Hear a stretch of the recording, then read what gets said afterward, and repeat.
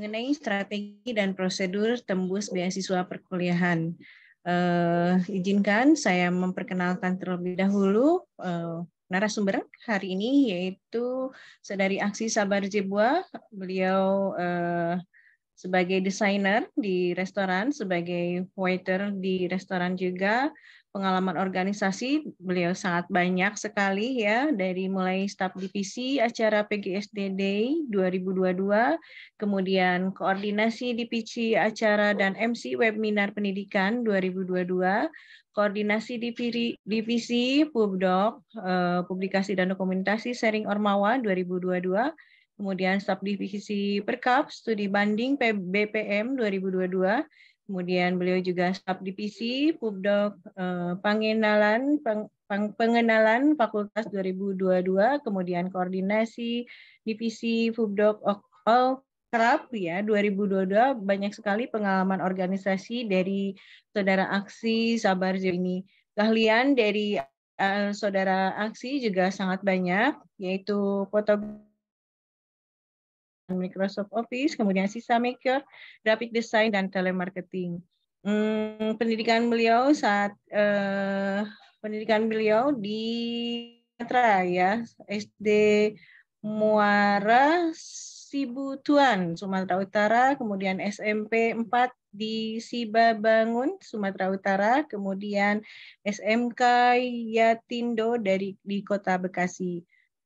Kemudian Saudara Aksi Sabar juga telah menempuh di PGSD Universitas Atmajaya Jakarta. Mungkin CV singkat dari Saudara Aksi Sabar Jebua sudah saya sampaikan. Selanjutnya penyampaian materi atau sharing-sharing mengenai strategi dan prosedur tembus beasiswa perkuliahan dipersilahkan. Sudah siap ya, Saudara Aksi ya? Sudah siap. Panggilannya apa ini ya? Aksi aja Bu, Aksi. Aksi saja, ya baik. Ini juga sudah ada anak ibu ya, ada beberapa. Mudah-mudahan bisa menyimak dengan baik. Terima kasih, silakan dilanjut. Oke, boleh dibantu share screen-nya?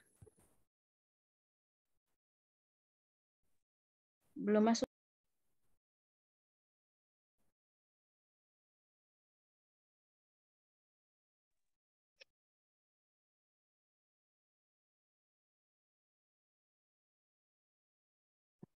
Sudah bisa share screen, Saudara Aksi? Boleh saya coba ya. Ya.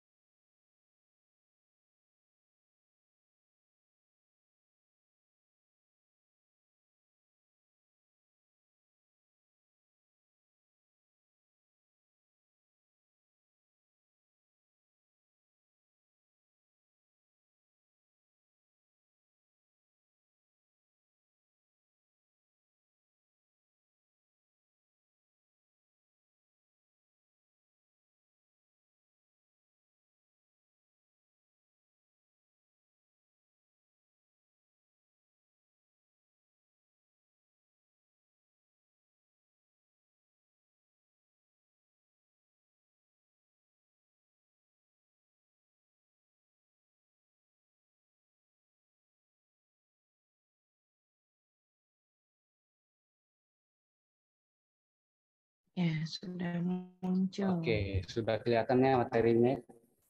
Ya, sudah ada. Oke, mohon maaf saya tidak bisa share screen. Tadi ada kendala sedikit di komputer saya. Jadi pertama-tama saya ucapkan terima kasih buat Bu Mary sudah membuka acara ini, dan terima kasih juga buat rekan generasi peneliti yang telah memilih saya sebagai pembicara pada hari ini. Jadi kita ucapkan syukur kepada Tuhan Yang Maha Esa sudah memberikan kita kesehatan, yang telah memberikan kita hikmat dan kesehatan supaya kita berkumpul walaupun hanya tatapan maya ya Bu. Iya, Jadi betul. semoga materi yang saya sampaikan bisa tersampaikan kepada adik-adik atau rekan-rekan sekalian. Jadi di sini saya mengambil strategi dan prosedur pendidikan SD, SMP, SMA, dan kuliah memerlukan biaya sangat tinggi. Apalagi kita yang kondisi keluarganya yang kurang mampu, terkadang ya kita harusnya berjuang, tidak boleh membebankan orang tua juga. Makanya saya ambil alih atau mengambil tema dengan beasiswa, strategi dan prosedur tembus beasiswa perguruan tinggi. Oke, boleh dilanjut Kak.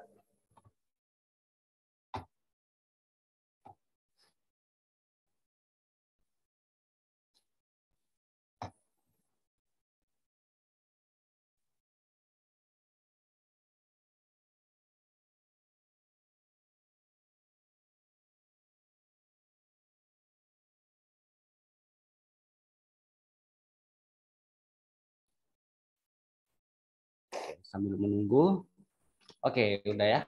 Jadi tadi saya udah dikenalkan juga sama Ibu Mary. Jadi kenalkan saya kembali. Saya Akrisa Buah. Saya memang dari kampung Sumatera Utara, seperti yang dibacakan Bu Mary tadi. Saya dari Sumatera Utara, desa terpencil. Tapi saya berusaha untuk berjuang dan sekarang saya mahasiswa di Unik Atma Jaya. Dan saya selama semester 1 ini mendapatkan beasiswa 100%. Dan itu bukan hanya masuk Atma Jaya langsung diterima, tidak. Jadi ada prosedur yang saya hadapi. Dan saya sekarang juga bekerja di admisi Atma Jaya yang dimana saya dipanggil sebagai admisi karena saya sering mengenai adik dan saya sering memanggil adik-adik, makanya saya dipilih oleh rektor untuk dipercayakan sebagai admisi Atma Jaya. Boleh dilanjut, Kak? Nah, jadi pembahasan pada kali ini saya mengambil outline-nya. Yang pertama, motivasi. Yang kedua, memulai cari informasi beasiswa. Ketiga, siapkan berkas administrasi. Yang keempat, berlatih TPA dan menulis esai. Yang kelima, latihan interview. Lanjut.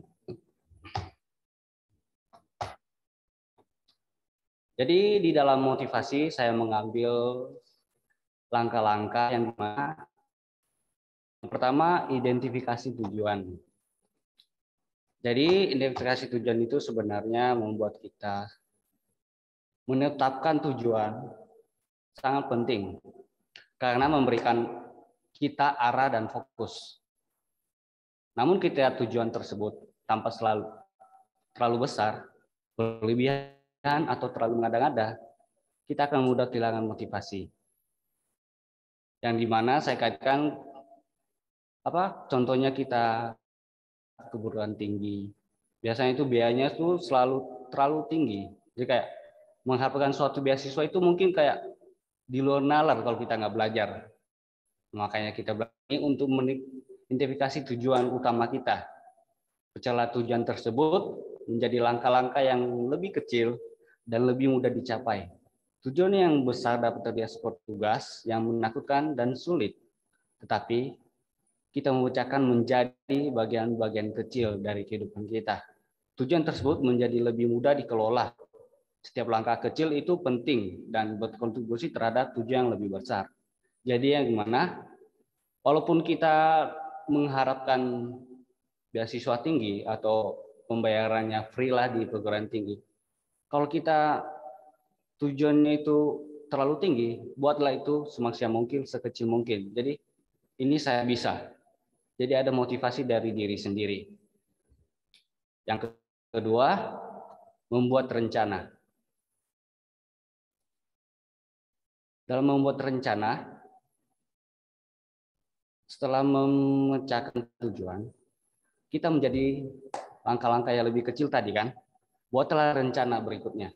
Jadi tentukan jadwal dan buatlah daftar tindakan yang perlu. Jadi kita ngapain sih ke beasiswa ini? Dan lakukan untuk mencapai tujuan tadi. Rencana itu harus realistis juga. Jadi kayak yang bisa dilakukan loh. Jadi kayak ini harus begini. Contohnya disuruh belajar, ya harus belajar. Jangan main game. Kan main game sekarang tuh, wah, ngeri banget sama anak-anak sekarang. Jadi harus menyatakan tonggak pencapaian dengan hadiah untuk setiap langkah yang Anda capai di sepanjang jalan. Yang mana hadiah itu sebagai ucapan capaian kita. Ketika kita mendapatkan beasiswa, itu hadiah bagi kita dalam rencana ini. Jadi memiliki rencana akan memotivasi Anda untuk mengambil tindakan dan bergerak maju. Yang ketiga, yang dimana ada visualisasi tujuan Anda. Visualisasi sangat ampuh. Ini membantu kita melihat tujuan dan visualisasi diri kita mencapainya dengan melihat diri dan mencapai tujuan. Di mata pikiran kita, kita akan menjadi lebih bertekad dan fokus untuk mewujudkannya. Dan itu sebagai visualisasi tujuan kita sendiri. Yang berikutnya, rangkullah kekuatan pemikiran positif. Yang dimana pola pikir positif akan membantu kita mengatasi kemunduran dan rintangan dalam pelajaran kita untuk mencapai tujuan. Saat dihadapkan pada sebuah tantangan, mudah sekali untuk menjadi negatif dan kehilangan motivasi. Jadi ibaratkan lagi sedang-sedang berjuangnya, dipatahkan, nggak disemangatin. Nah, makanya dari itu, semangati dirimu sendiri dan tetap berpikir positif. Mungkin apa yang kamu lakukan pada hari ini sebagai ada hikmatnya. Walaupun itu terjadi, tapi selalu ada hikmatnya. Nah, dilanjutkan dengan siapkan sistem pendukung. Nah, ini sangat penting sih dalam kehidupan kita, dalam siapkan sistem pendukung. Apalagi terutama pendukung itu banyak di rumah. Kalau adik-adik di rumah itu ada orang tua, ayah, ibu, apalagi ibu. Itu ibu selalu dekat ke kita. Nah, bedanya saya jauh dari orang tua di Sumatera, saya di sini. Jadi penyemangat diri saya sendiri ya diri saya. Waktu SMK saya memang belum mempunyai HP. Saya meminjam teman saya untuk menelpon orang tua saya. Jadi kayak minta nasihatin saya sebagai penyemangat. Jadi kayak walaupun kita di perantauan seperti saya sekarang, ayo berjuang. Mereka adalah sistem pendukung kita. Contohnya di sekolah. Sekarang namanya support system. Kayak ketika berpacaran, pasti laki-lakinya nggak akan melakukan keburukan. Percaya deh. Pasti yang baik-baik saja di depan kersnya atau ceweknya. Pasti itu. Nggak mungkin cowoknya tidur-tiduran. Mustahil sih bagi saya itu. Jadi kalau contohnya itu adalah sistem. Jadi kita perlu motivasi diri kita untuk kedepannya, untuk maju. Tapi jangan pacaran juga, soalnya pacaran bisa kacau juga. Tapi kalau pacaran dengan berpikir positif, itu sangat bagus sih. Oke, mungkin itu yang bagian motivasi atau tujuan. Selanjutnya, nah saya tadi membuat outline yang kedua, mulai mencari beasiswa. Yang pertama saya cantumkan di sini riset secara online. Yang dimana kita sekarang tuh anak SMK, SMA, nggak mungkin nggak ada HP di zaman sekarang. Yang teknologinya sangat membantu kita. Jadi berbagai website yang ada di Google sudah menyediakan bagi kita sebenarnya. Jadi kita tinggal cari aja. Jadi inisiatif dari kita sendiri. Kayak di Google saya cantumkan di sini info beasiswa .org, info beasiswa.net. Jika teman-teman mencari ini, pasti itu beasiswa banyak banget ditawarin. Dan satu, pasti ada syaratnya. Nah, itu saya jelaskan di sini nanti syarat-syaratnya. Yang kedua, menghubungi konselor bimbingan di sekolah. Wah, kalau di sekolah nggak ada guru BK-nya sih mustahil juga kan. Sekarang itu guru BK itu pasti tahu. Hanya saja, pernah saya bertanya guru BK, mengapa guru BK nggak membantu saya? Apa jawabnya? Kamu nggak nanya sama saya. Gitu jawabnya. Kan biasanya tuh kalau kelas 12 tuh bisa ribuan orang, ratusan orang. Nggak mungkin dia satu-satu copot. Itu namanya pilih kasih namanya. Kalau dia satu copot-copot. Jadi dia maksimalin, siapa yang bertanya sama saya, itu yang saya bantu. Nah begitu juga teman-teman. Yuk, mereka udah dikasih, saya semester 1 nih. Jadi saat kita ngomong itu, saya semester 1, langkah-langkah apa yang saya lanjutkan selanjutnya supaya saya bisa mendapatkan beasiswa, apalagi lulus di PTN, perguruan tinggi negeri. Itu semua tidak ada yang mustahil asalkan kita selalu berjuang dan ingin bertanya. Dan ada kata-kata juga, malu bertanya, selesai di jalan. Kayak kalau kamu diam-diam aja di rumah, apalagi ngegame ya, anak-anak zaman sekarang ngegame, diam-diam aja. Ya nggak bisa. Walaupun kamu berdoa setiap hari, kalau tanpa usaha, nol. Kita harus barengin berusaha dan bertanya-tanya juga. Yang ketiga, mendaftar ke beberapa beasiswa yang dibuka. Jadi saya menjelaskan ini supaya ketika kita tadi sudah meriset secara online, nah coba daftarkan diri Anda, diri kamu daftarkan. Nah, biasanya tuh kan pendaftaran tuh dibuka sebelum 3 bulan ditutup atau pengumuman. Mungkin pas pengumuman kamu nggak lulus, percaya. Itu sebuah tantangan buat kamu. Mengapa kamu nggak lulus? Pertanyakan diri kamu sendiri. Oh saya nggak lulus, mungkin berkas saya kurang. Atau nilai saya kurang. Nah kembali lagi diri sendiri. Makanya dari awal, dari kelas 10, 11, 12, nilainya jangan dimain-mainkan, diserisin nilainya. Jadi nilai sangat berpengaruh oleh beasiswa. Jadi kayak sebagai beasiswa tuh pemikirannya gini. Ketika saya membantu anak ini, apakah dia bisa membantu saya untuk nilai membantu saya? Nah, cara kita membantu beasiswa adalah mengharukan namanya. Ini loh, saya anak beasiswa loh. Saya prestasinya, woi, tinggi-tinggi semua. Tapi satu, jangan sombong juga. Jadi ketika tinggi, jangan sombong. Jadi walaupun kita gagal di percobaan pertama, di beasiswa pertama, coba lagi yang ada. Pasti setiap pertama itu banyak banget yang memberikan beasiswa kepada kita. Yang keempat, keluarga yang sedang kuliah atau bekerja di instansi perkuliahan. Ini sangat penting sih. Kalau di zaman sekarang namanya itu orang dalam. Contohnya, kalau kita ke polisi, kurang tahu sekarang bagaimana, tapi ketika kita ada orang dalam, dia langsung memberikan ini caranya ini. Jadi kalau kamu seperti ini pasti kamu lolos. Nah itu yang saya masuk keluarga yang sedang bekerja atau kuliah di kuliahan di salah satu kuliahan. Contohnya saya ambil contoh di kuliah saya sendiri, Atma Jaya. Mungkin teman-teman ingin tahu gimana sih tes beasiswanya? Boleh bertanya sama saya. Jadi saya akan membantu, gini loh tesnya, saya membantu dari awal sampai akhir, sampai lulus. Dan itu lagi kembali kepada diri sendiri. Harus ingin maju, selalu berpikir positif. Dan selanjutnya,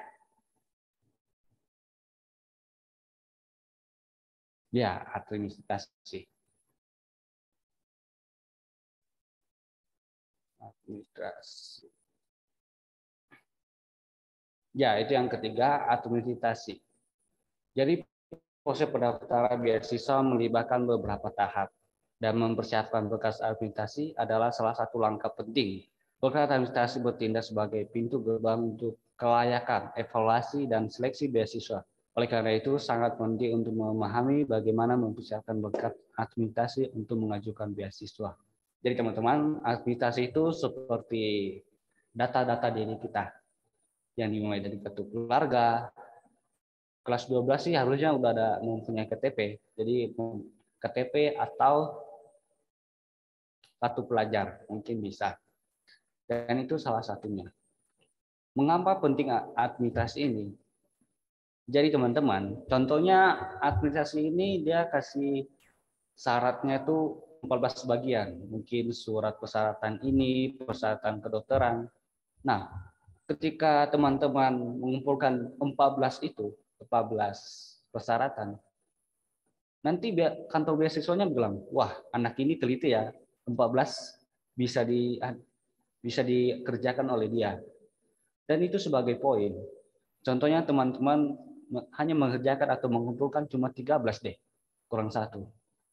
Itu kurang teliti namanya katanya. Wah, ini kurang teliti.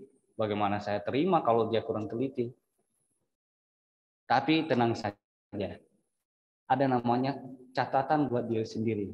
Jadi kayak ketika ada beasiswa, oh sekarang catat persyaratannya gimana.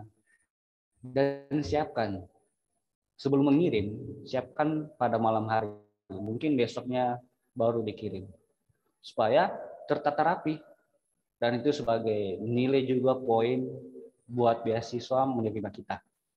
Dan selanjutnya,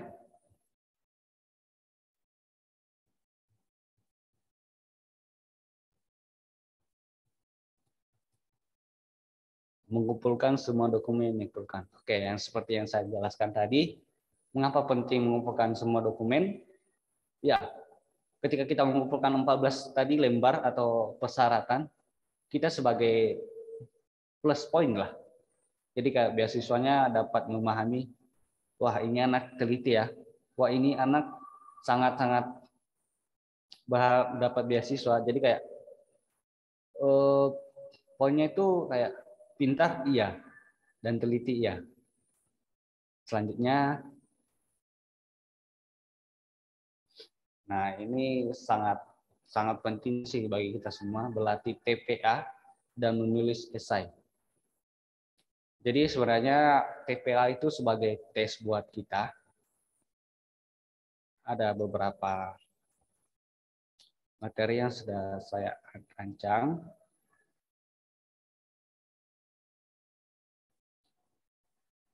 Oke. Nah, ketika mengajukan permohonan beasiswa, kemampuan menulis kita seringkali menjadi salah satu faktor yang paling penting. Inilah sebabnya mengapa berlatih TPA atau penilaian kinerja tugas menulis esai sangat penting bagi setiap pelamar beasiswa. Jadi yang dimana TPA juga dikenal sebagai penilaian berbasis kinerja. Jadi kayak yang dimana di dalamnya itu ada verbal, ada numerik, dan bahasa Inggris. Biasanya itu yang dilakukan oleh beasiswa.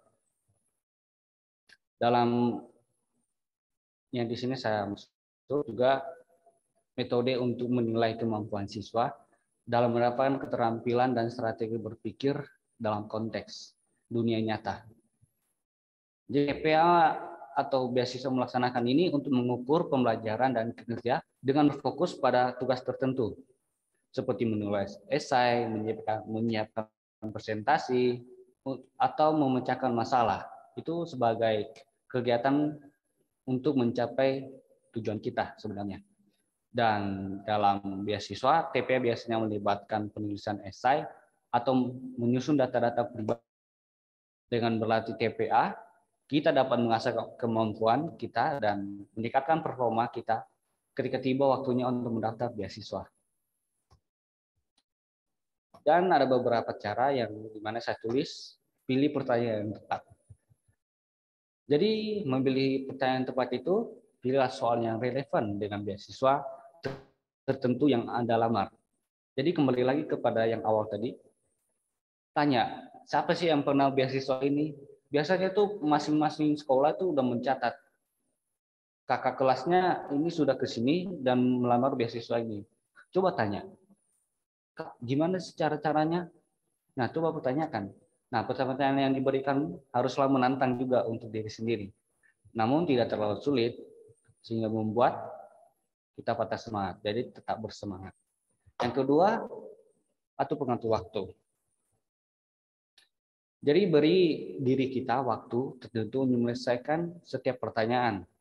Hal ini akan meniru tekanan yang akan Anda rasakan atau kita rasakan benar-benar duduk untuk menulis esai beasiswa kita.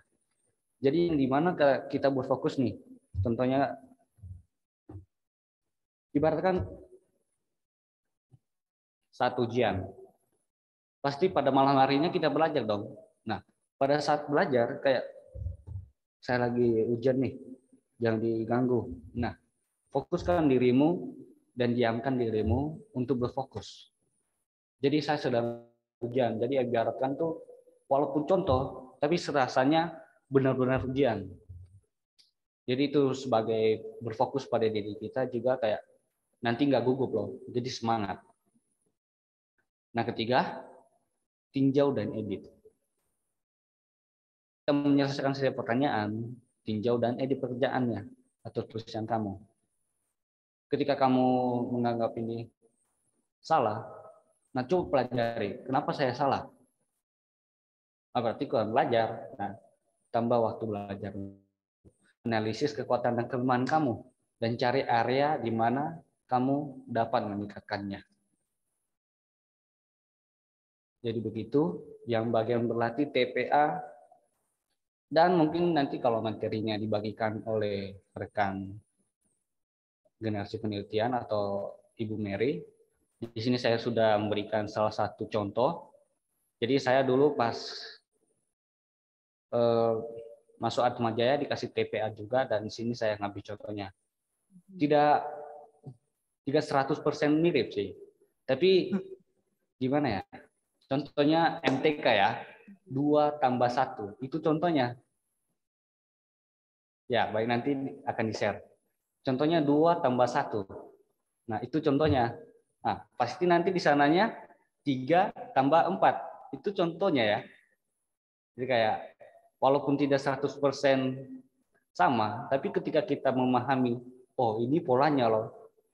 Kalau teman-teman melihat di Google, verbal, itu pasti bingung pertamanya. Ini kita cari persamaannya atau apanya sih? Jadi banyak jebakan. Saya juga di verbal dulu, saya dapat nilai B doang. Wah, ngeri banget ya.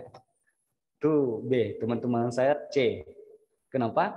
Soalnya di latihan verbal itu bukan kayak MTK.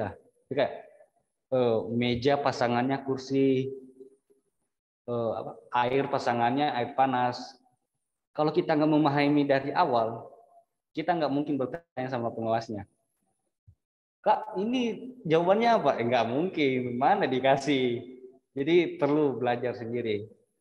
Ternyata yang hari itu yang saya ingat pas saya ngawas di SMK di luar juga. Jadi dalam situ cuma ditulis kerjakan persamaan dan kelayakan dari kata-kata. Kalau saya baca sendiri juga sebagai pengawas, saya bingung. Ini mereka ngerjain gimana?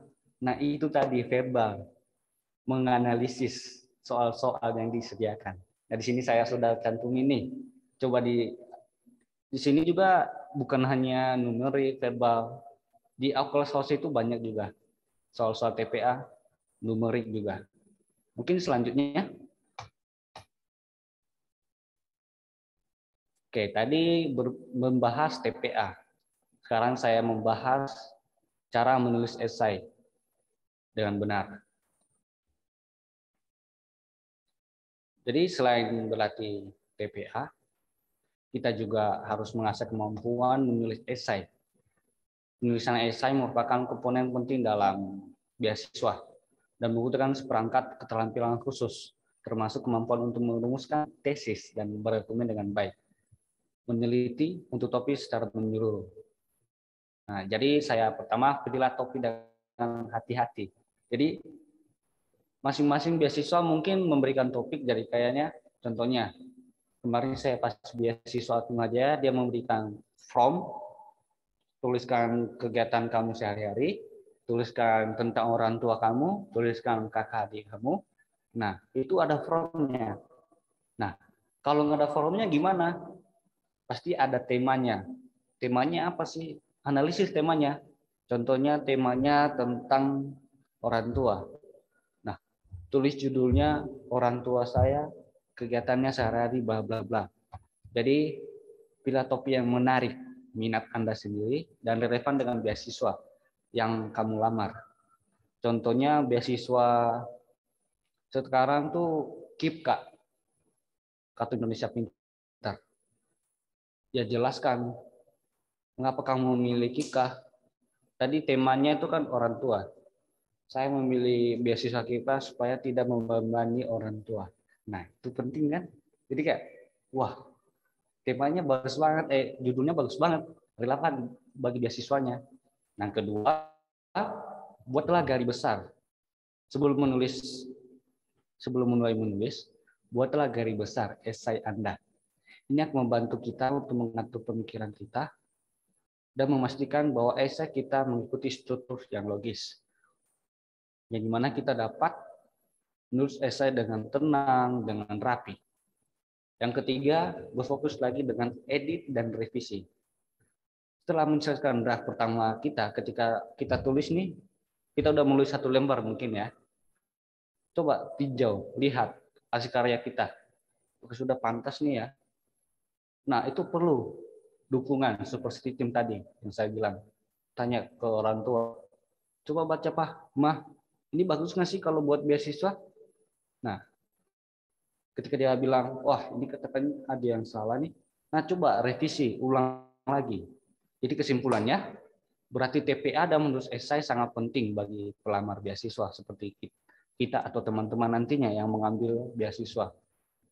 Jika ingin menonjol dan meningkat peluang kita untuk mengambil beasiswa, berartilah TPA dan esai. Dan selanjutnya, nah yang terakhir tuh saya mengambil latihan intensif dari tahap administrasi, mencari beasiswa. Jadi persyaratan yang paling penting itu interview. Jadi banyak teman-teman saya dari pas 2021 pas diwawancara kebanyakan nggak lulus. Dan sekarang semester keempat baru tahu jawabannya kenapa. Jadi nanti jawabannya saya kasih tahu. Yang pertama dulu kita latihan interview itu yang pertama kita harus praktik. Melakukan praktik adalah tips wawancara beasiswa pertama yang bisa kita lakukan. Dapat mengasah keterampilan berbicara sebelum benar-benar kita diwawancarai dari pemberi beasiswa. Jadi walaupun kamu sendiri, tadi kan kita latihannya di rumah nih. Nah, pas kamu di rumah mungkin kamu ada adik atau kakak, orang tua juga boleh yang kamu dapat percayalah. Atau mungkin guru favorit kamu. Nah, kamu letakkan nih untuk melakukan praktik wawancara, kamu letakkan ke dia pertanyaan-pertanyaan yang relevan buat beasiswa tadi dan lakukan bersama gurumu. Yang kedua, tepat waktu. Saya sebutkan tepat waktu adalah disiplin. Ini akan menjadi kesan pertama dari beasiswa yang dimanapun, yang juga dapat mempengaruhi proses pemilihan beasiswa berikutnya. Saat wawancara, kalau dulu pas COVID, itu wawancaranya online. Contohnya online, nanti jam 3 kita wawancara. Kamu datangnya jam 3.15. Nah, itu membuat salah satu penerima beasiswa, lah, kok ini agak lain. Nah, jangan sampai kayak gitu. Atur waktu kamu sebelum 30 menit, sebelum mulai 30 menit kamu siapkan waktu. Oh, saya mau beasiswa nih, wawancara beasiswa. Dan bukan wawancara beasiswa menerima tepat waktu, tapi wawancara kerja juga. Bayangin pas sekolah deh. Apalagi akuntansi ya. Akuntansi pada zamannya tuh kalau telat 15 menit bayar 20.000. Wah, itu namanya disiplin. Jadi segala itu harus disiplin. Nah, yang ketiga, tetap tenang. Ini sih sering banget yang dikhawatirkan buat kita, gugup saya bicara sama orang lain. Tapi kalau bicara sama pacar mah, usai ngeri, nggak ada gugupnya sama sekali. Nah, itu coba biasakan. Wawancara dalam bentuk apapun bisa saja menegangkan, tetapi penting untuk terlihat tenang dan menguasai diri saat bicara dengan pembawa wawancara. Kalau tidak gelisah atau gugup, duduk diam, melakukan kontak mata, dan menjaga postur tubuh yang baik akan memberikan kesan tenang dan profesional. Nah, kalau lagi wawancara, matanya kemana-mana, kan linglung. Nanti penerima beasiswanya, ini kenapa lagi? Nah, yang keempat, berpakaian yang sesuai. Sebenarnya berpakaian sesuai itu kayak lebih sopan aja. Kayak walaupun kita sedang wawancara beasiswa, walaupun kita secara online contohnya, soalnya kalau secara tatap maya juga biasanya kantor beasiswanya nggak cukup, makanya dilaksanakan secara online. Sampai sekarang juga kemarin tuh masih online Atmajaya. Dia pas wawancara tuh berpakaian sopan lah, minimal kemeja, jangan kaos. Jadi itu sesuatu penilaian juga bagi kita. Yang kelima, kenali diri. Selain menyadari postur dan penampilan, sadarilah apa yang akan kamu katakan. Intinya, berilah jawaban yang jelas dan ringkas serta hindari ragu-ragu.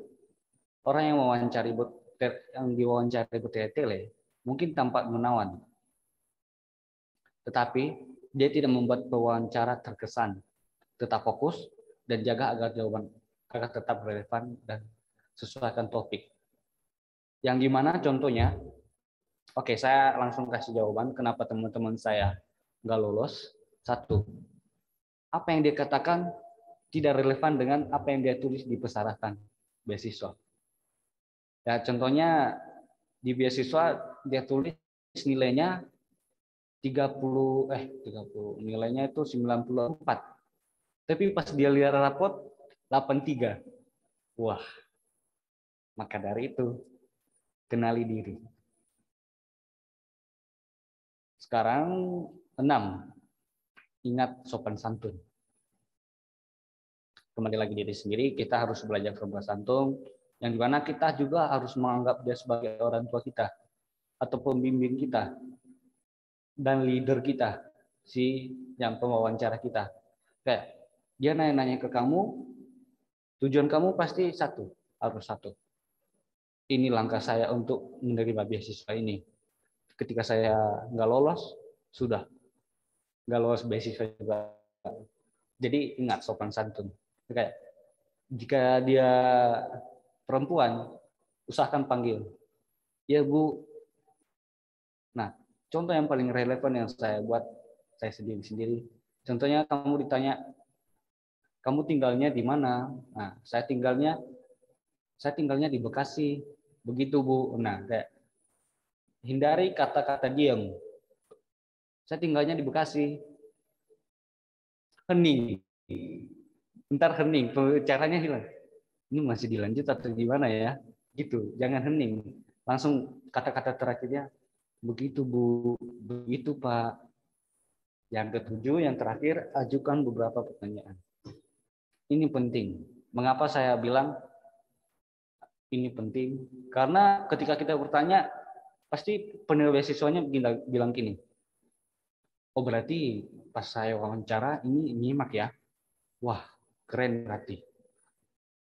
Nah, tipsnya, ya dari awal itu fokus dulu pas diwawancarai. Nah, kamu tanya, contoh pertanyaan yang saya buat sendiri, kamu tanya ke penerima beasiswanya, Pak atau Ibu, ketika saya menerima beasiswa ini, apa yang saya harus lakukan? Itu satu. Itu persyaratannya.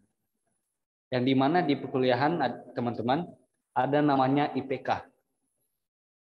Beasiswa nggak ingin kamu IPK-nya rendah, nggak mau dia. Nah itu biasanya persyaratannya sekarang minimal 3,00 itu minimal. Tapi kalau maksimal sih ya 4 komlot harus. Nah itu coba ajukan pertanyaan seperti itu. Apa yang harus saya lakukan? Kedua, apa yang saya harus lakukan ketika saya nggak diterima? Apakah saya mendapatkan feedback dari Bapak Ibu? Apakah saya akan ditegur? Oh ini loh, kurang ini. Nah, coba pertanyaan. Nah, pertanyaan-pertanyaan seperti itu nanti akan relevan bagi mereka. Oh ini yang kami butuhkan, orang seperti ini, yang mau berjuang. Ketika dia nggak lolos, dia masih mau mendaftar ulang. Gitu. Dan itu sebagai latihan interview kita buat kedepannya. Jadi selanjutnya,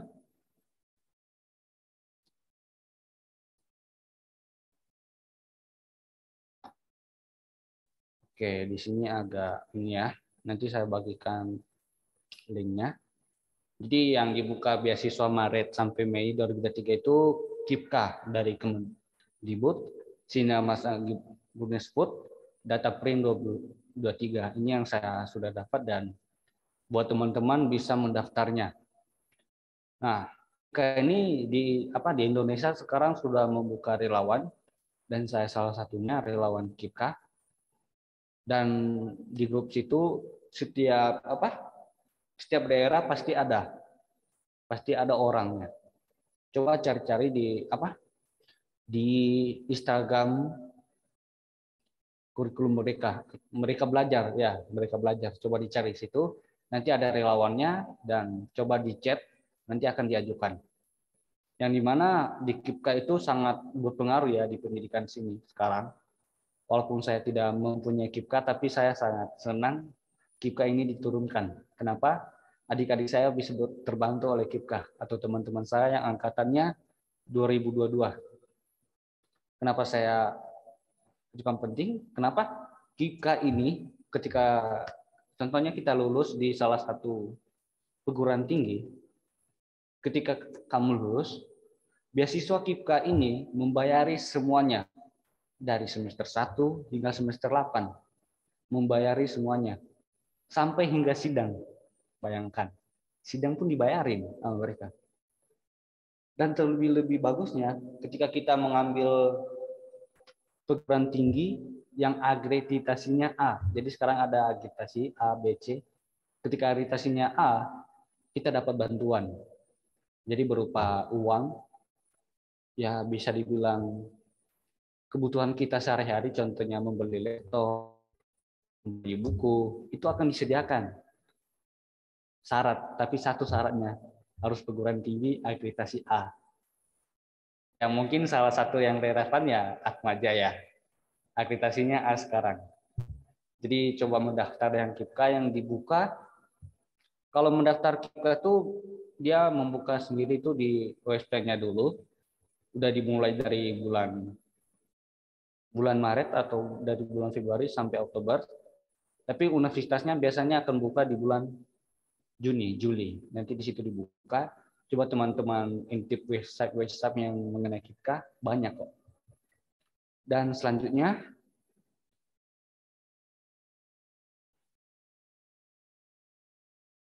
ya nggak terasa ya, kita udah sampai akhir ya. Jadi sekian banyak yang saya paparkan.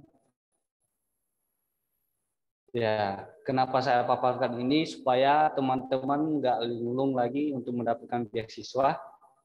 Jadi percaya, jika teman-teman mengikuti yang saya cara buat dengan sendiri ini, mustahil kalau nggak lulus. Cobalah berjuang.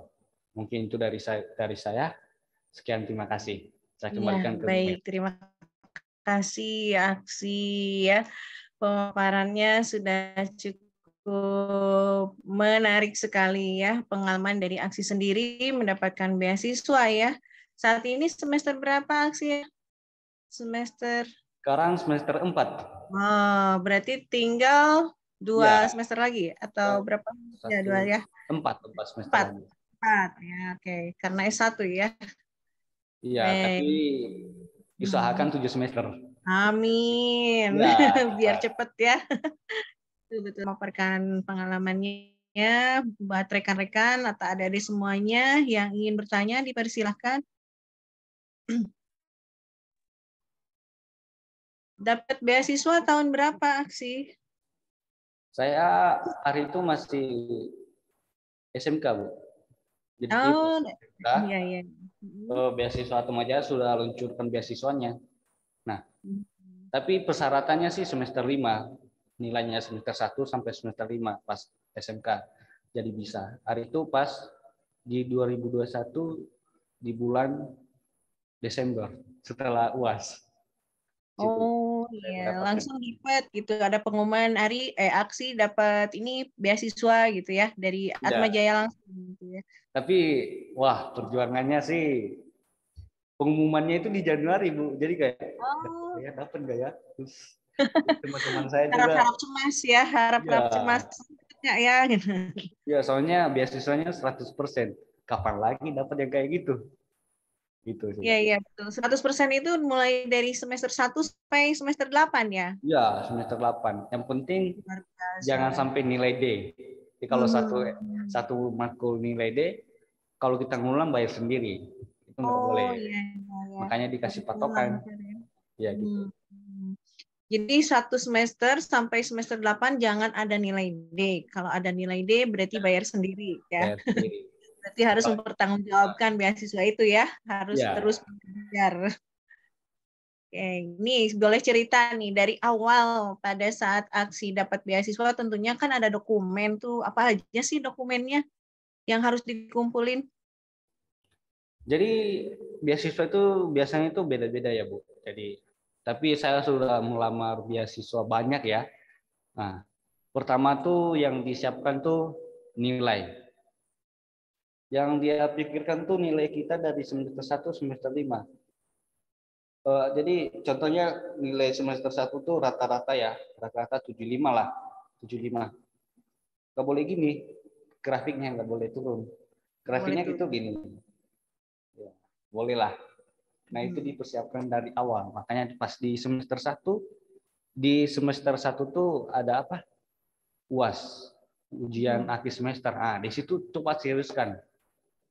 Nah, motivasi dari saya dulu tuh, Bu, pas saya semester 1 tuh, kan nilai saya nggak terlalu tinggi. Kalau nggak salah tuh masih rata-ratanya 79. Nah, saya tanyakan sama guru saya, ini kok nilai saya pendek-pendek, kayak kecil-kecil. Nah, guru saya jawab gini malah, ya kecil-kecil.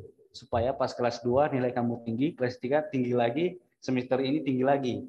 Dan itu sebagai alasan, ini dia alasannya supaya membujuk saya atau gimana. Nah, itu terpenting juga. Nah, pasti dia bilang, ya kamulah belajar. Jadi hal-hal yang dipersiapkan itu salah satunya nilai rapot, itu sangat penting. Yang kedua, biasanya beasiswa itu mencari data-data diri kita sendiri, kayak ada mulai dari kartu keluarga. Yang sangat relevan sekarang itu biasanya surat keterangan tidak mampu. Oh iya, iya, iya. Ya, itu sangat-sangat relevan banget bagi beasiswa. Jadi dia bantu ini orang yang kurang mampu tapi berprestasi. Itu Masih. pasti sangat membantu kita. Nah, buat cara mendapatkan SKTM ini, SKTM surat keterangan tidak mampu ini sangat gampang. Datang aja langsung ke RT RW, pasti disiapkan. Paling Biasanya dia RT membantu ya ya, paling dia tanya buat apa? Buat beasiswa. Ah, langsung itu. Nggak mungkin. Dan prosesnya. itu ya, itu mungkin sih persyaratan itu relevannya seperti itu tadi. Tapi tergantung beasiswanya. Gitu sih, Bu. Oke, terima kasih Aksi. Barangkali ini di sini ada adik-adik yang mau bertanya, dipersilahkan. Barangkali kalau sedang berjalan kuliah juga ada ya program beasiswa ya, Sangat ada, Bu, banyak banyak. banyak sekali ya.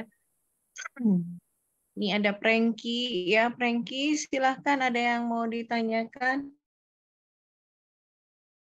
Kemudian siapa lagi ya? Ada Tiara.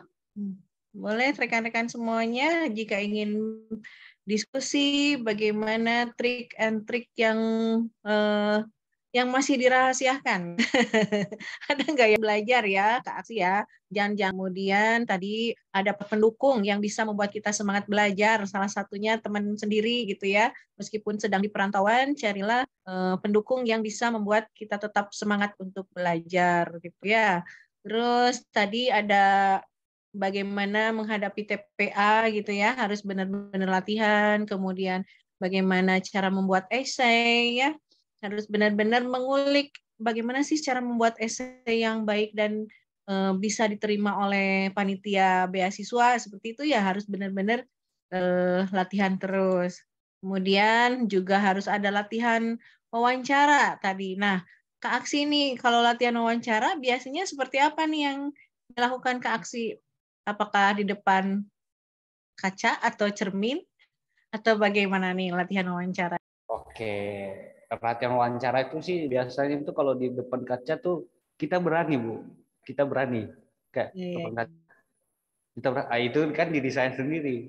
Nah, tapi buat saya itu kayak kurang relevan sih. Yang kita ini kan yang kita hadapi kan orang nyata, bukan kita diri kita sendiri. Tapi banyak sih motivasi, coba kamu bercermin. Tapi buat saya sih bukan motivasi malah itu. Malah kayak memperuk diri. Kamu hanya diri sendiri. berani, iya, kamu hanya berani dirimu sendiri. Nah, SMK tuh atau SMA pasti ada teman, nggak mungkin.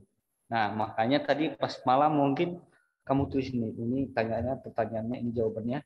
Nah, kamu kasih ke teman kamu atau ke guru kamu.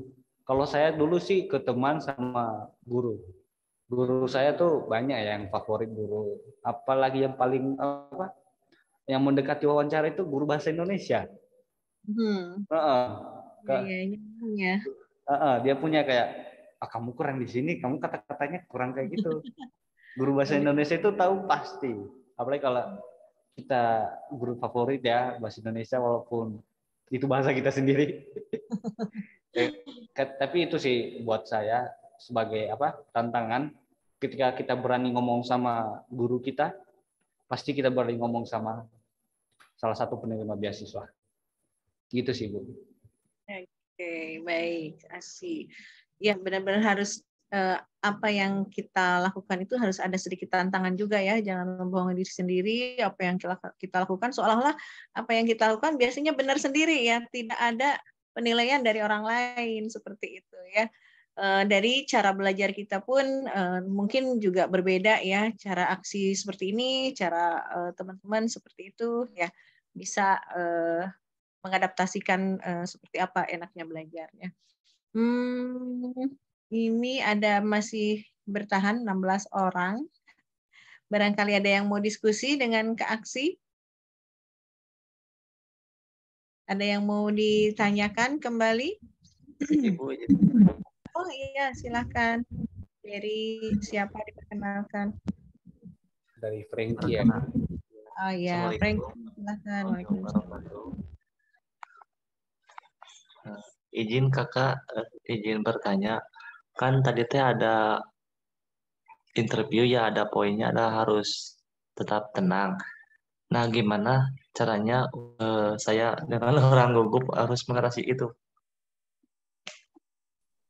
Ini langsung jawab Bu atau gimana? Ya, boleh langsung saja. Boleh. Oke, tadi saya membahas tetap tenang. Memang kalau tenang itu sih, wah, buat kita sih gugup pasti. Tapi saya dulu pertama-tama juga pas SD, SMP, SMA, nggak berani bicara ke depan orang kok kayak gini, nggak berani. Apalagi kalau ke depan, contohnya disuruh guru deh, Aksi, kamu baca ini di depan, saya nggak berani. Saya orangnya pemalu dulu. Nah, saya sebagai bisa seperti ini tenang.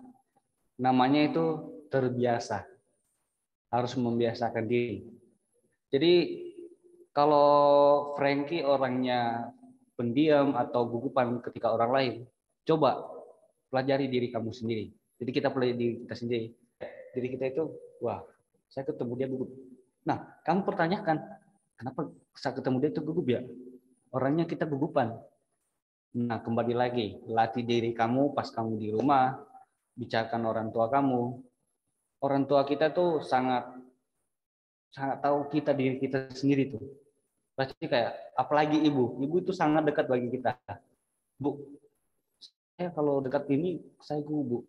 Pasti dia mempunyai jawaban. Dan hari itu jawaban dari saya, akhir itu dari jawaban orang ibu saya ke saya tuh dia bilang, walaupun kamu gugup, tapi kamu pasti tahu dia itu orang. Kan orang loh dia. Kenapa kamu gugup? Tapi coba deh, kamu bicara ke teman kamu, teman sebangku kamu deh. Guys, di kemarin PR apa? Kamu gugup nggak? Enggak kan? Nah, kenapa kamu nggak gugup? Karena kamu udah terbiasa sama orang ini. Nah, maka dari itu, saat kamu mungkin tas diwawancarai, biar nggak gugup, kamu nggak perlu menatap matanya, nggak perlu. Kayak santai aja, kayak melihat sampingnya. Tapi jangan lihat ke belakang, nggak sopan juga. Jadi kayak tips dan trik dari saya sih, membuat tenang itu terbiasalah. Apalagi kalau kita pas SMK tuh, ada namanya ketua kelas, sekretaris. Tapi ketua kelas itu sangat berpengaruh sih. Ketua kelas itu sangat berpengaruh. Kenapa? Kita tiap hari ketemu guru. Contohnya, kenapa ketua kelas penting? Tapi harus tata caranya sih. Kalau ketua kelas cuma di kelas, ya sama aja. Nah, kalau kamu jadi ketua kelas, coba ketika guru nggak masuk, kamu datang ke kantor. Contohnya gurunya nggak ada kan, pasti kamu ketemu sama guru yang berbeda. Nah, di situ latih. Jadi kayak kembali lagi sih ke diri sendiri, harus terbiasa. Mungkin gitu sih. Semakin terbiasa. Ya, baik. Terima kasih Frankie, terima kasih Aksi. Jadi untuk tetap tenang itu sebenarnya harus benar-benar terbiasa ya menghadapi orang yang satu dengan orang yang lainnya, sikap orang yang satu dengan sikap orang yang lainnya ya. Berbagai orang itu karakternya beda-beda ya, dan kita harus bisa menyikapi situasi seperti itu. Baik, Aksi ini ada yang bertanya di chat ya. Kalau misalnya sudah dapat beasiswa kuliah, apakah boleh kuliah sambil bekerja atau ada aturan khusus? Terima kasih banyak atas materinya, sangat menginspirasi. Silakan Aksi. Oke, kan tadi saya di CV saya pas di materi, saya sudah spill nih. Saya sambil bekerja di admisi. Kan saya beasiswa. Nah, tapi itu bukan kesombongan bagi diri saya sendiri. Yang pertama kita mempunyai jurusan. Contohnya jurusan kita akuntansi nih. Contohnya akuntansi. Itu per semester ada namanya SKS. Nah, ketika kamu SKS-nya 20 itu kayak ibaratkan satu SKS 1 jam lah. Berarti 20 jam kamu belajar di seminggu. Nah, biasanya itu di kuliah, mata kuliahnya itu per hari cuma 1. Kalau 20 SKS ya, cuma 1. Mungkin satu mata kuliah cuma 2 SKS, jadi kayak cuma. Nah, sisanya itu free. Nah, makanya saya bisa sekarang. Saya free, banyak free-nya. Nah, kembali lagi, kenapa saya bisa kuliah sambil bekerja? Saya biasanya itu memanajemen waktu saya. Kerja ya kerja, kuliah ya kuliah.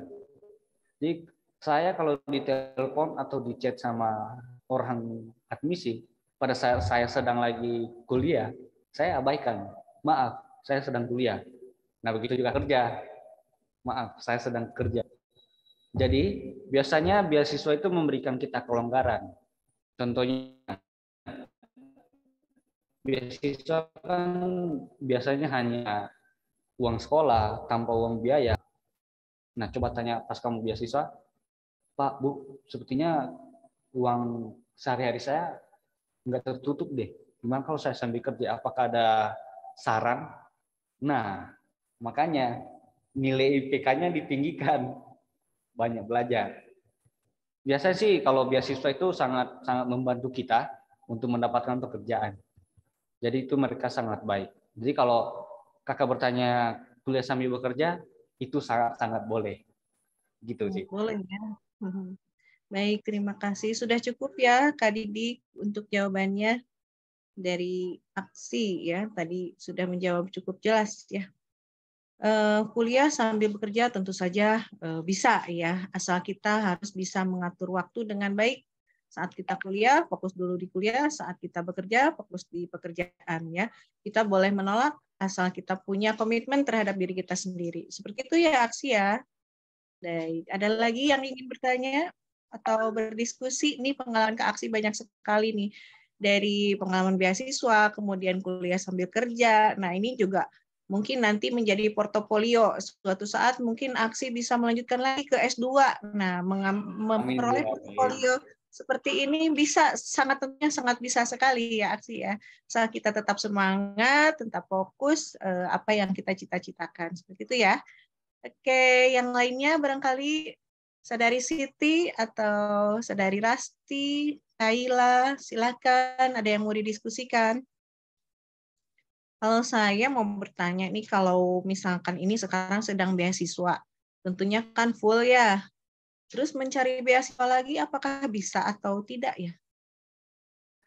Kalau biasa itu drivernya sih persyaratan beasiswanya sih. Kayak ada kemarin banyak beasiswa yang ditawarkan, tapi persyaratannya ini tidak boleh menerima beasiswa dari orang lain. Iya, Nah, iya, iya. tetapi banyak juga beasiswa yang sudah menerima beasiswa lain, tapi biasanya itu sih kurang relevan sih bagi kita. Biasanya pesaingnya itu ribuan satu Indonesia. Iya, iya, Jadi iya. ya saya sempat juga mencoba-coba mencari beasiswa seperti kemarin tuh beasiswa prestasi kita, ya prestasi kita. Dan saya coba melamar, tapi menurut saya kurang relevan kalau kita mendaftar karena yang dipilih dari ribuan orang cuma satu orang yang dipilih. Ah, iya. Dari 1.000 cuma satu. Cuma satu orang. Saya juga ini Sekali kalau ya. beasiswa jangan satu juga kali, 10 ya minimal 5 lah atau 10. Kan dia kategori hari itu Bu, prestasi sama kurang mampu. Yang dipilih cuma 2. Jadi satu kurang mampu, satu prestasi. Berarti uang pendaftar ini, jadi biasanya itu ada premium sama gratis. Oh, iya, Nah, iya. yang gratis biasanya persyaratannya follow dan share.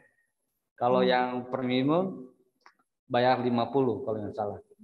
Dan itu menurut saya sih yang kayak pemungut-pemungut itu sih nggak relevan sih. Oke. Makanya yang menerima beasiswa tanpa ada pengalaman beasiswa itu jarang sih Bu. Gitu sih.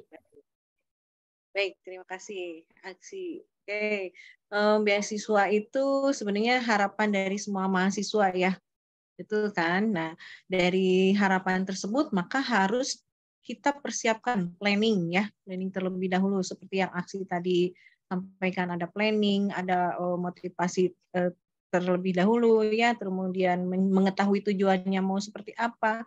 Nah, menurut Aksi sendiri yang paling kita targetkan pertama ini apa ini yang menurut Aksi diprioritaskan pertama? Yang paling prioritas ya. Kalau saya itu yang paling penting dalam kehidupan sehari-hari untuk mendapatkan beasiswa itu, ya kita harus berbakti kepada orang tua. Nah, itu dia ya. Karena doa orang tua itu anjur banget, nggak mustahil sih kalau nggak dikabulkan. Kalau demi kebaikan kita, orang tua itu salah satunya, lagi ibu. Jadi hari itu saya juga sebelum mendaftar kuliah di Atmajaya itu, saya nggak kebayang Saya dari kampung kuliah di Atmajaya di Jakarta. Apa saya bisa? Tapi kembali lagi, tidak ada yang mustahil Ya, bagi betul Tuhan yang Maha sekali Esa. ya, doa orang tua. Jadi itu sih Bu. Baik. Ya, betul, aksi ya sebenarnya anak yang penurut juga ya, nanti orang tua pun akan mendoakan anaknya dengan sangat-sangat tulus ya. Tidak mungkin orang tuanya mendoakan hal-hal yang tidak bagus gitu ya. Pasti orang tuanya menginginkan anaknya untuk tetap sukses, sehat, lancar dalam menjalankan semua aktivitasnya ya, apalagi dengan adanya tanggung jawab mendapatkan beasiswa harus benar-benar selesai ya masa studinya dengan lancar. Mudah-mudahan lebih cepat lebih baik seperti itu ya Aksi ya, bukan lebih Amin. lambat. Kalau kalau lebih lambat nanti bayar sendiri seperti itu ya Aksi Ya, ya. Nanti ada controlling nggak dari pihak sana, dari pihak pemberi beasiswa? kami setiap semester tuh selalu diminta Bu. Kayak Oh iya iya. jadi biasanya tuh beasiswa kan ada pengurusnya juga. Nah, kalau di Atmajaya itu kalau ada acara kita wajib ikut. Kalau kita nggak ikut, kita dikasih apa ya? Pas di akhir itu sih dikasih denda atau gimana. Kamu harus melakukan ini supaya kamu diterima lagi. Tapi ada beberapa tahap sih ketika kita melakukan suatu hal. Jadi yang di bagian A kena denda aja, kayak kamu diberikan tugas ini. Yang kedua apa? Eh, kamu berhenti beasiswa, tapi beasiswa kamu nggak bayar. Oh iya Nah, iya. contohnya kan dia semester 3. Semester 3 ini kan dia dibayar, tapi dia berhenti. Nah, itu biasanya mungkin itunya apa? Yang dilakukannya kurang berat banget. Jadi dia dikeluarin, tapi beasiswanya nggak ditarik lagi. Tapi yang ketiga dikeluarin, bayar lagi. Itu. Tapi jangan sampai sih. Gitu sih. Mudah dilancarkan saja ya. Baik, tadi ada slide yang menuliskan ada link-link beasiswa. Itu beasiswanya untuk yang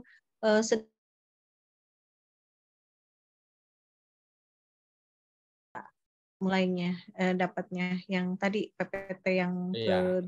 ke Kalau di itu sih Bu sebagai apa ya acuan bagi kita saja. Jadi biasa itu di link yang saya buat itu, bukan yang saya buat sih, mereka yang buat. Yang saya cari itu ada beberapa beasiswa yang ditawarkan. Jadi contohnya di Indonesia, ada beasiswa di Indonesia, nggak mungkin kamu cari beasiswa ini, kita nggak tahu. Tapi kalau di link yang saya cantumkan tadi, dia banyak menawarkan beasiswa dari luar negeri dan dalam negeri. Tinggal persyaratannya saja. Gitu sih.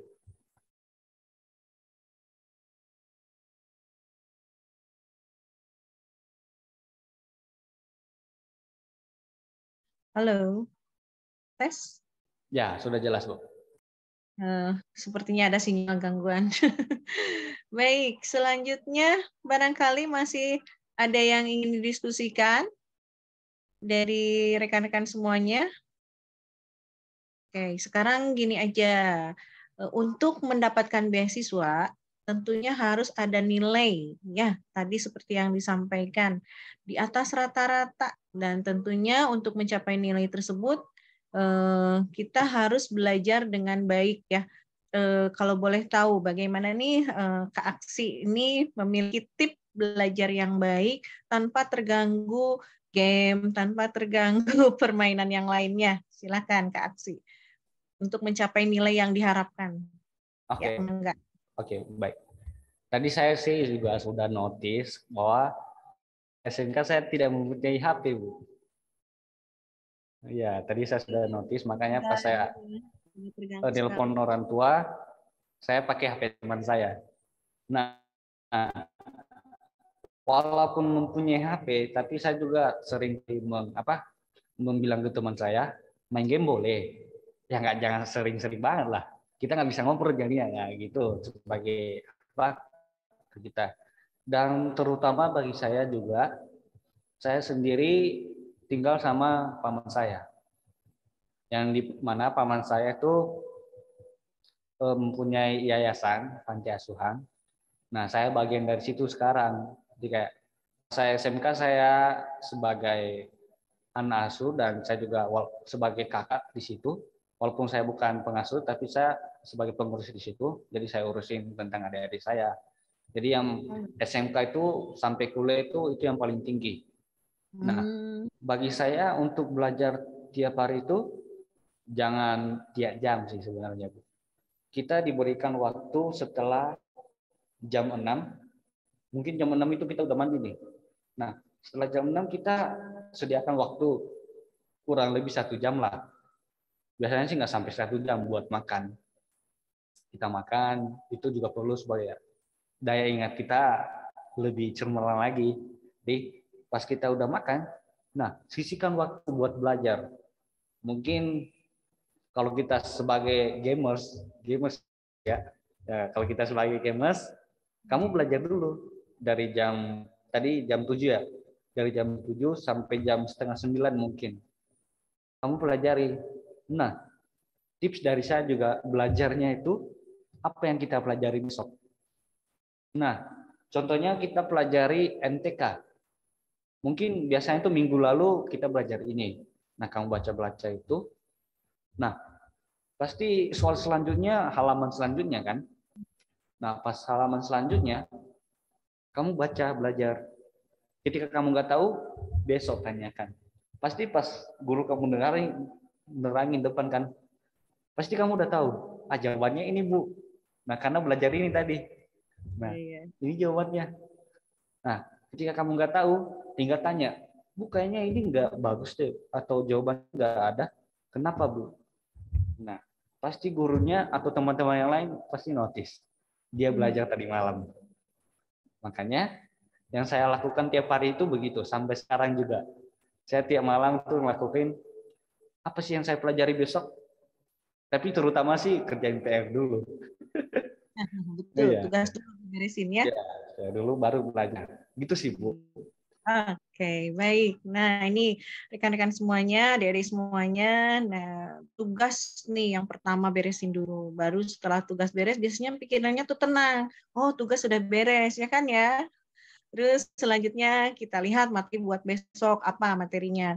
Kita baca-baca dulu. Jadi kita sudah tahu, oh ini materi yang akan disampaikan besok. Dan misalkan kalau ada soal yang perlu dikerjakan besok, berarti kita lakukan atau kerjakan malam dulu ya. Jadi untuk besok menjawab pertanyaan guru atau dosen itu bisa terjawab dengan baik seperti itu. Dan harus kalau tadi menurut Aksi harus ada waktu yang memang sengaja diluangkan untuk belajar itu sendiri. Jangan sampai terganggu oleh kegiatan-kegiatan yang lainnya. Kalau sudah fokus untuk niat belajar, sisakan waktu tersebut, jangan sampai terganggu. Seperti itu ya, Kak Aksi ya. Oke, baik. Ya, benar sekali. Iya, baik. Waktunya masih banyak ini. Barangkali ada rekan-rekan semuanya yang masih mau bertanya atau penasaran seputar beasiswa yang diperoleh Kak Aksi. Silakan. Mungkin kalau apa, Bu? Mungkin teman-teman mau menanyakan kegiatan saya sehari-hari atau tentang perkuliahan. Mungkin adik-adik atau teman-teman di sini masih SMA. Apa sih yang harus disiapkan? Mungkin boleh bertanya sih sebenarnya. Nggak harus beasiswa juga. Betul, betul. Silahkan. Di luar beasiswa juga boleh bertanya. Mangga silahkan adik-adik atau rekan-rekan semuanya.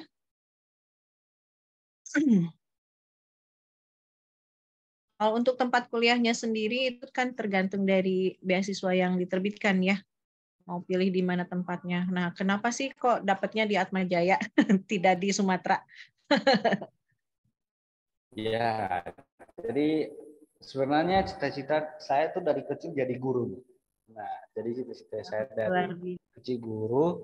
Nah, mindset saya tuh apa yang saya pelajari di kota itu yang saya tuangkan ke desa saya. Makanya saya nggak belajar di sana. Mungkin kalau belajar di sana sih bagus, tapi ada apa tolak pikirnya juga. Jadi kayak sekarang tuh kalau bagian Sumatera beda sama Jawa. Yang mana Jawa sekarang tuh kota metropolitan. Kalau di sana kan masih desa. Oh iya. Hari itu sih pas saya dengar pas COVID itu sekolahnya tutup, nggak pelajaran online, nggak ada. Soalnya Ada. jangankan jaringan, HP pun nggak ada. Nggak ada. Iya, Ya, iya. biasanya HP Nokia. Belajarnya agak kesusahan ya. Ya, agak kesusahan kalau di sana. Makanya saya sekolah di Atmajaya atau kampus di Atmajaya. Kebetulan saya mendapatkan beasiswa, ya itu yang saya perjuangkan sekarang. Gitu sih.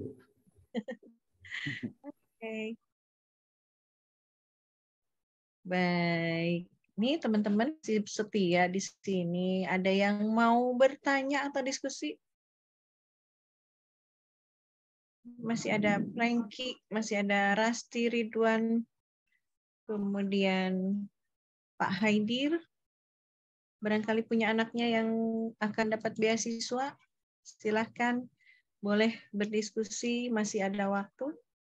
Jika tidak ada, ya kita bisa tutup. Ya, Kak Aksi ya. Mungkin Kak Aksi ada kegiatan yang lain.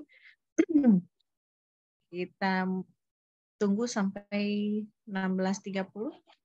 Sebelum ditutup, izin on kamera, barangkali masih ada yang setia untuk dokumentasi. Oke, tidak ada yang on kamera. Baik, saya mau coba screenshot senyumnya mana Kak Aksi? Oke, 1, 2, 3. Baik, saya sudah mendokumentasikan.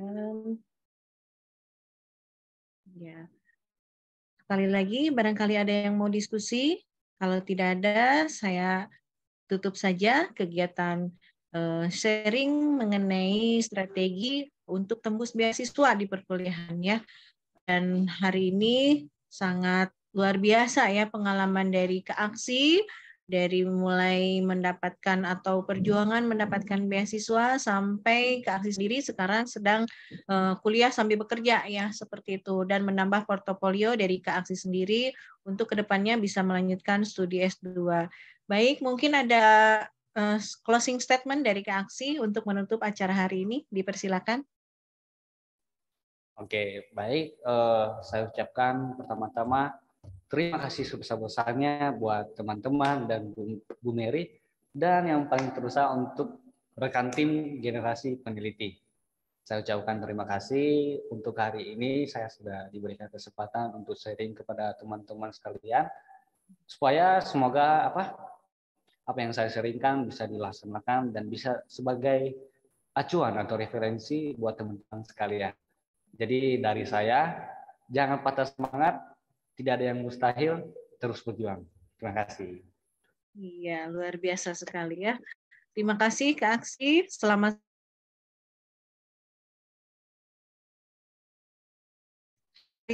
weekend. Salam sehat selalu. Assalamualaikum warahmatullahi wabarakatuh.